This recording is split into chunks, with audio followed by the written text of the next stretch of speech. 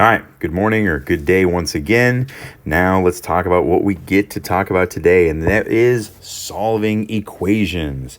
Okay, I want you to think about some of the things that we've done in this chapter. We started out this chapter talking about the rules and the laws of exponents. You know, what it takes to combine exponents when we're multiplying things. That was something we did. We went through all those laws over and over and over. Another thing that we looked at was how to deal with radicals. And we had to be able to, when we saw radicals, know how to deal with them, know what the rules and laws were there. And that, of course, led us to rational exponents, because rational exponents was really a combination of those two. You know, we had all of a sudden an exponent that really represented a root or a radical. Think about it. After that, we talked about what it was to combine like terms and kind of distribute and multiply out. And that all kind of fell under the category of, you know, expanding and simplifying. And the opposite of that, of course, was then factoring. And we kind of talked about how to factor all sorts of different expressions, whether it was just real simple or whether it was a complicated trinomial. And then after that, we talked about these rational expressions, or basically these algebraic expressions that had big fractions in them that we had to deal with. And the reason why we did all of these is so that way we could kind of review the laws and properties of how to handle things, so that way we can solve equations. And so that's what we're going to do today. And so it should be kind of typical that we're going to deal with all of this as we solve equations. We should be kind of still dealing with the laws of exponents and radicals and rational exponents and expanding, simplifying, factoring, and rational expressions. That all of that will come into play. So what I'm going to do is I'm going to work through 6 examples. But every single one of these examples, I believe every single student in here can do without my help.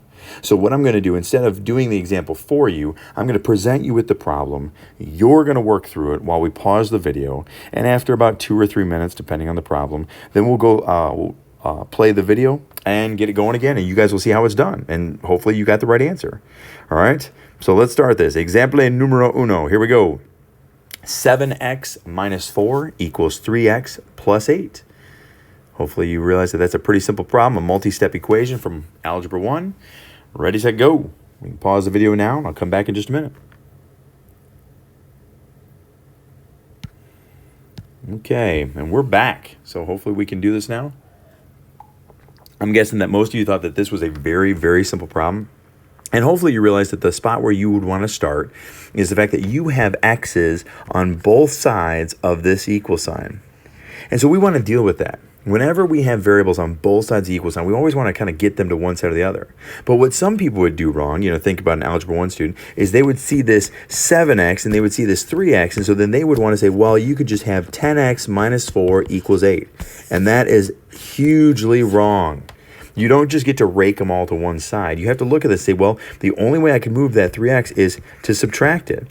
And if I got to subtract it from one side, I have to subtract it from the other side, because that's how equations work.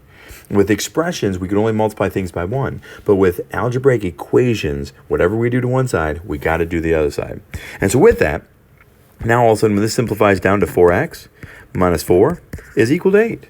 This is really simple. Obviously, hopefully at this point, you added 4 to both sides. So you got 4x equals 12. Divide both sides by 4, and you get x is equal to 3. All right. So on this problem, if there was a big idea, a walk away from example 1, what would it be? It's that you first priority, or one of the highest priorities, is you want to get all the variables to one side of the equal sign. All right. If you got variables on both sides, get them all to one side, but get them there the right way. Okay, let's move on to example number 2. Example number 2, now we're going to introduce some fractions in this, all right? Now, this problem as it is a little bit ugly, but I still think that everybody in here can do it. So I want you to give it a try, and in about 2 or 3 minutes, we'll start this video up again, and we'll see if you got it right. So you can go ahead and pause it. Okay, and we're back. So let's work through this problem, okay? What you're supposed to see with this problem, when we did rational expressions, we were typically constantly looking for those common denominators, so that way we could combine and simplify things. This is very similar, that we are looking for common denominators, but it's not so that we can combine everything. With an equation, we look for common denominators, and then we multiply the equation by that denominator, and it makes the fractions disappear. So we have to ask ourselves, what's the common denominator with 6, 3, and 4? So we're basically saying, what number does 6 go into that 3 also goes into and 4 goes into? Now, we could multiply the three of them and say, well, 6 times 3 is 18, times 4 is 72. But that's a huge denominator. We don't want to go that big. And so fortunately, we see 6 goes into 12, and so does 3, and so does 4. So here's our common denominator. And like I said, what we're going to do with that is we're going to multiply every part of the equation by that number. Look how that works.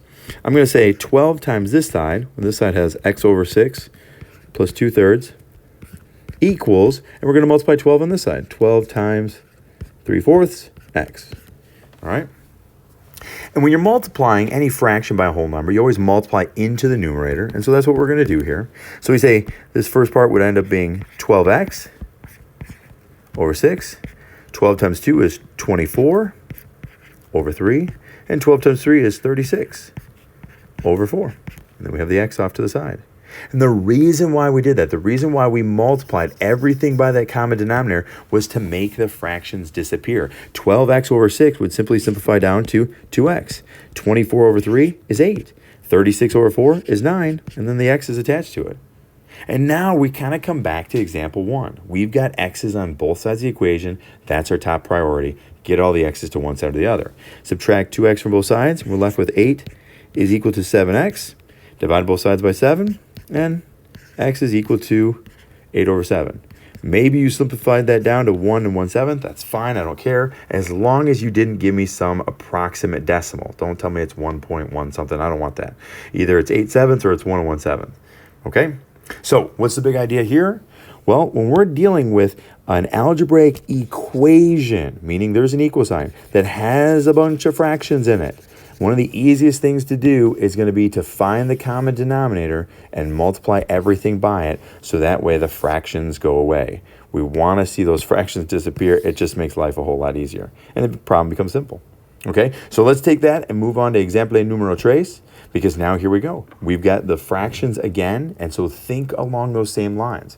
Multiply by a common denominator, help the fractions go away, and hopefully you'll solve it just fine. All right, we can pause the video once again and see how you guys do on this one. Probably take close to 5, maybe 6 minutes. All right, then we're back. So let's give this one a try.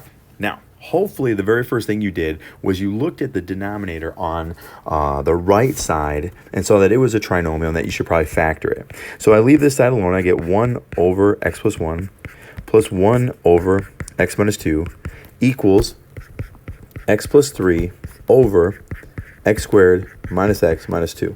Now, before I write that just the exact same, I'm going to say, well, let's factor that. So what are factors of -2 that sum -1? And the answer would be -2 and +1. So I would have x minus 2 times x plus 1. And hopefully everybody sees that this right here is the product of these two. This would be very similar if I had something that said like 1/3 plus x over 4 is equal to 7/12. You know, I've got one denominator, another denominator, I multiply them together, I get the third denominator. That's exactly what we have going on over here. We're not going to deal with that. So now what we'll do is we'll work this out. But like I said, realizing that this is the common denominator down here, this x minus 2 times x plus 1. So we're going to multiply everything by that denominator to try to make the fractions go away. So we're going to multiply this side by x minus 2 times x plus 1. And we're going to multiply everything on this side by x minus 2 times x plus 1. Now this next step is going to look a little ugly. And every time you're going to deal with that. It's kind of like on that last one, how we had these huge, these bigger numbers right here. That's going to happen to us right here, but even worse. But then everything will cancel out and it'll get so much better looking. So let's do it. So we multiply into the top. And so this first fraction, we have a 1 up top. So it's just 1 times all of that. So that would give me x minus 2 times x plus 1 all over x plus 1 plus x minus 2 times x plus 1 all over x minus 2. Now realizing that the reason why this is just the only thing it has up top is the same thing is because we only had a 1 up top. So 1 times this was just itself. All right, we get over to the other side, and it had something besides 1 up top. It already had this x plus 3. But we still got to multiply that times x minus 2 and x plus 1. All over x minus 2 times x plus 1. And now look what happens as we do that. Okay, let's just start working from left to right. We've got x plus 1 on the top, x plus 1 on the bottom, x minus 2 on the top, x minus 2 on the bottom, x minus 2 on the top, x minus 2 on the bottom, x plus 1 on the top, x plus 1 on the bottom. And now when we go back and just kind of look at what we have left, all we have is x minus 2 plus x plus 1 equals x plus 3. That's it. And what a simple and basic equation to solve.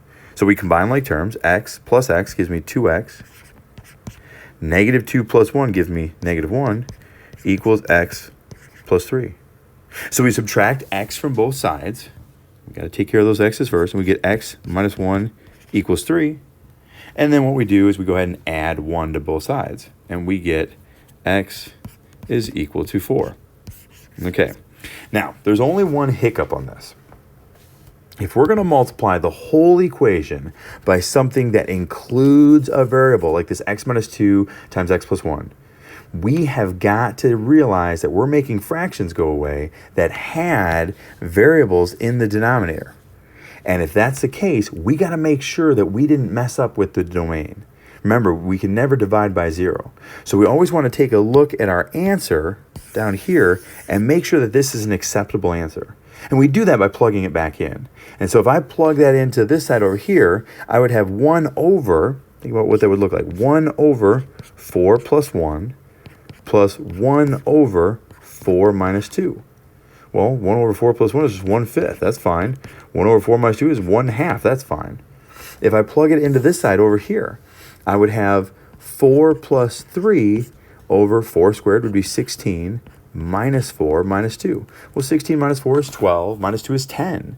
So again, I don't have any zeros in the denominator, no zeros here, no zeros here, so we're good. It's okay to have the answer x is equal to 4. And I could see that real early on because the only thing that would screw up these denominators would be either a negative 1 or a positive 2. And so with the fact that we got x equals 4, we're good. All right, moving on. Very similar problem. Okay, we have a equation that has algebraic rational expressions in it. And so let's see if we can do this one. Remember, find the common denominator, multiply through, simplify it down, get your answer. Let's give it a go. You can pause the video right now. We'll come back. Okay, so for example, numero 4. Let's see here. We'll go with red. All right, so my common denominator is this x minus 1. It's right there, and then this 2 is just 2 over 1. So the common denominator is x minus 4. So what I'm going to do is I'm going to multiply everything through on this side by x minus 4. I'm going to multiply everything on this side by x minus 4. Okay, there we go. And when I do that, look what happens. I get 2 times x minus 4 plus 5 times x minus 4 over x minus 4 equals x plus 1 times x minus 4 all over x minus 4. Now, what's really important is don't waste your time distributing right here or foiling right here. Because remember, we only multiplied this by this common denominator, so that way the fractions would go away. And if we take the time to distribute or foil, then we're probably going to make this way harder on ourselves to see what's going to happen. Now, you can distribute on this first one right here because there's no fraction. So I'm going to go, okay, that's going to be 2x. 2 times 4 is going to be negative 8. Plus, now look what happens. The x minus 4 and the x minus 4 cancel out. All I have left is 5. Equals, the x minus 4 and the x minus 4 cancel out. All I have is x plus 1. And now I simplify. 2x, I got a negative 8 and a positive 5, which would give me 2x minus 3 equals x plus 1. I've got x's on both sides. I've got to get them to one side or the other, so I'm going to subtract x from both sides, which is going to give me x minus 3 is equal to 1. Add 3 to both sides, and I get x is equal to 4. Did you guys get that? Yay! Here's the problem. You can't get that. So I don't know if you did or not, but if you got this, that's not okay. Because look what happens when we plug that back into right here. 4 minus 4, Or right here, 4 minus 4 would be 0, which would mean we would be dividing by 0. We can't divide by 0, and so the bottom line is no solution. Even though it seems like x is equal to 4 because that's what we got, that is the one value that x couldn't be because it's what makes the denominator 0. So therefore, if that's the only answer, then there's no solution. Okay? I'm hoping that at least some of you remembered from this one that we should plug that back in. So hopefully some of you did that here and found that there was no solution. Okay? All right. We're almost done. We've got 2 really simple problems left, and we're going to take a look at them. Example numero 5, we got to start dealing with those exponents we talked about for so long, okay? Now, these are both 2 very basic problems, but when we have an exponent, like something squared, please remember, you should be getting 2 answers. You should be getting 2 answers, okay? So we can pause the video. You guys give it a shot. This will only take a minute or 2, I'm sure, and then we'll get it going. Okay, and we're back. And so here, on the first one, what I'm going to do is I'm simply just going to add 5 to both sides. So I get x squared is equal to 5. And then I'm going to square root both sides. And so I get x is equal to the plus or minus square root of 5. Now, it wouldn't shock me if some people said, well, no, I just had x is equal to square root of 5. But I gave you a hint. I said you were supposed to get 2 answers. And so the 2 answers would be plus square root of 5 or negative square root of 5. And those are the 2 answers that I should get. All right, this other one is a little bit uglier, but it's no harder. Okay, really, you start out the exact same way. You take the square root of both sides, and you get x minus 4 is equal to the plus or minus square root of 5. But then we got this 4 that we have to deal with right here. But that's easy. We're just trying to get x by itself, so we add 4 to both sides. So we get x is equal to 4 plus or minus the square root of 5. Now, again, we have 2 different answers. One of our answers is that we're looking at 4 plus the square root of 5, and the other answer would be that we're looking at 4 minus the square root of 5. Those would be the 2 different answers. Just like right here on the first one, the 2 different answers are x is equal to the square root of 5 or x is equal to the negative square root of 5. Okay, those are 2 different answers. But so when we have an exponent of 2, we should get 2 answers. Sometimes it's 2 of the same answers, which doesn't make a lot of sense, but we should always get 2 solutions. Okay, so dealing with exponents, that's kind of one way of looking at it. All right. Last problem, a little bit more dealing with exponents and realizing that we can use those rational or fractional exponents to kind of deal with them. So I think everybody in here can solve these 2. They're pretty simple. So again, let's give you about 2 or 3 minutes, give it a go, and we'll come back in just a second. Okay, all right, let's take a look at this last one. Now, I'm curious. I'd be dying. I'd wish so badly I was there to see if anybody did this. I would love it. Now, some of you might have said, well, all I have to do is take the cubed root of this side, and then I will take the cubed root of this side. That's completely acceptable. And what that would give you is that would give you that x is equal to negative 2. Because, you think about it, you go negative 2 times negative 2 is positive 4 times another negative 2 would give me negative 8. And that's what we're trying to do. So this is the right answer. However, I would tell you, I would really love it if people were starting to think about it a slightly different way and said, okay, I have x to the third. I'm going to raise that to the 1/3 power. And if I raise that to the 1/3 power, I got to come over here and raise this to the 1/3 power. Because remember, when you raise a power to a power, you multiply. And 3 times 1/3 is 1. And that's what we want. We want x to the first power. And so really, that's another way of looking at it. And because that's the exact same thing. 1/3 is the same thing as finding the cubed root. So this would be another option. You could say, well, x to the third raised to the 1/3 power would just give me x is equal to the negative 8 to the 1/3, which we know is negative 2. So either way, it's the same answer, and it might not seem any different to you, but I'm telling you, thinking about it in terms of these rational exponents like this will help us in some problems that are soon to come. Okay, let's look at this other one. What I would encourage you to do is I would not try to deal with this first. I would save that for the end. First thing I'm going to do is I'm going to at least get the variable as close as I can to by itself. So I'm going to divide both sides by 16. That's going to give me x to the 4th is equal to 81 over 16. And then at this point, I'm going to go ahead and raise. I got x to the 4th. I'm going to go ahead and raise that to the 1/4 power. And whatever I do on one side, I got to do on the other side. So I'm going to raise this to the 1/4 power. X to the 4th to the 1/4 is just going to be x equals 81 raised to the 1/4 power. So because realize that you can always distribute that exponent to the top and bottom. And so you go, what number times itself 4 times over gives me 81? And that's 3. 3 times 3 is 9, times 3 is 27, times 3 is 81. And what number times itself 4 times over is 16? It's 2. 2 times 2 is 4, times 2 is 8, times 2 is 16. So it's just that. Now, the only thing we're missing is we should have plus or minus, okay? Because it could be positive 3/2 or it could be negative 3/2. Either one would give us that solution. Okay, so those are the first 6 that we're looking at. And so let's think about some of the big ideas that we're supposed to walk away with. On this first one, big idea, try to get all the variables to one side. Make that a high priority. Second one, big idea, find that common denominator, multiply through by it to make the fractions go away. Third one, big idea, multiply by the common denominator, but also plug in your answer to make sure that it is acceptable and okay. You want to plug in that answer. Make sure that that doesn't make the domain freak out or anything like that.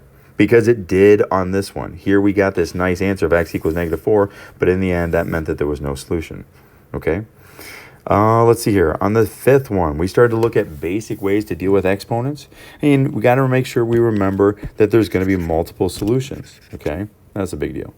And lastly, we looked at this dealing with exponents and trying to solve it by dealing with rational exponents, dealing with these fractions. And so with these 6 problems, hopefully these kind of help you figure out where and what you can do. And so what I'd like you to do right now is I want you to turn to page 60 in your book. And what we're going to do is we're going to start with number 15 and we're going to go to number 51. And I just want you to do every 4th problem. This is about 10 problems. And so I want you to do every 4th problem. So basically just keep adding 4. So start with 15, you add 4, you get 19, add 4, you get 23, and so on until you get to 51 or the next problem after it. And this will give you about 10 problems, and hopefully that'll take about the rest of the period, and you guys won't have much homework. All right? I hope you have a great day, and I will see you later.